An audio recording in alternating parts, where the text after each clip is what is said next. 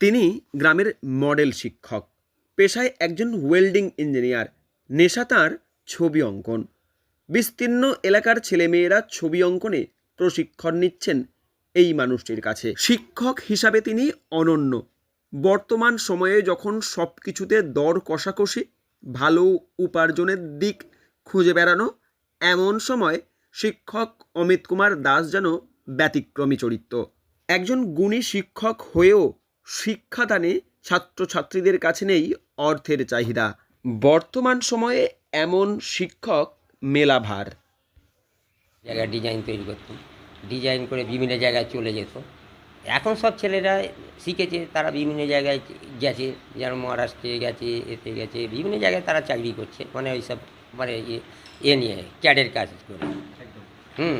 আমি প্রশিক্ষক বলতে গেলে ছোটো বয়সেই মানে মানে এইসব করেছি।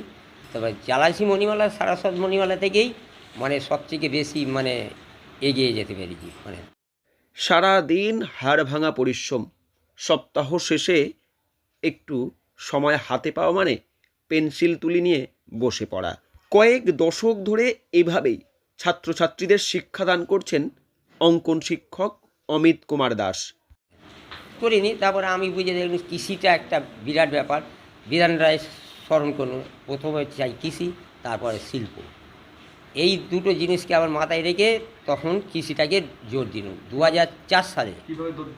জোর দিলাম মানে নিজেই পড়াশোনা করে, মানে জমিকে অ্যালাইনমেন্ট করে বিভিন্ন হাই টেকনোলজিতে মানে চাষবাস শুরু হলো। এই প্রশিক্ষণ বস্তু এটা আমার কাছ থেকেই সব শিখেছে।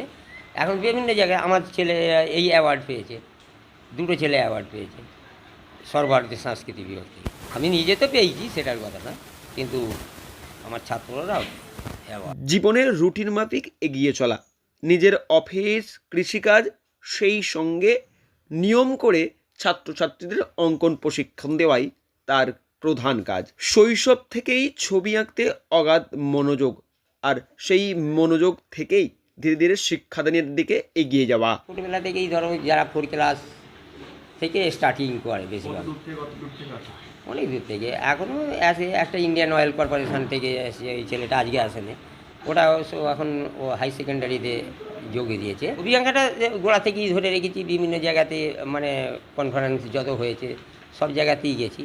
এবং সবথেকে বড় কথা হলো জালালসি সারস্বত মণিমালা থেকে সব ছেলেকে মানে তৈরি করেছি আমি, বিভিন্ন জায়গায় তারা গেছে। এবার তারপরে আমরা জালালসি সারস্বত মণিমালা থেকে এগিয়ে এসে আমরা প্রিয়দর্শিনীতে করি আমাদের। রবিবার ছুটির দিনে যেন আরও চাপ। সকাল থেকে সন্ধ্যা ছাত্রছাত্রীদের ছবি অঙ্কনের প্রশিক্ষণ দিতে ব্যস্ত থাকা, এটাই ভীষণভাবে ভালো লাগা বলেই জানান শিক্ষক অমিত দাস। তখন উনি বলেছিলেন যে ছবিটা ভালোই গ্রাম থেকে এসেছো, ভালো হয়েছে, এবং তুমি আরও ভালো ডেভেলপ করো।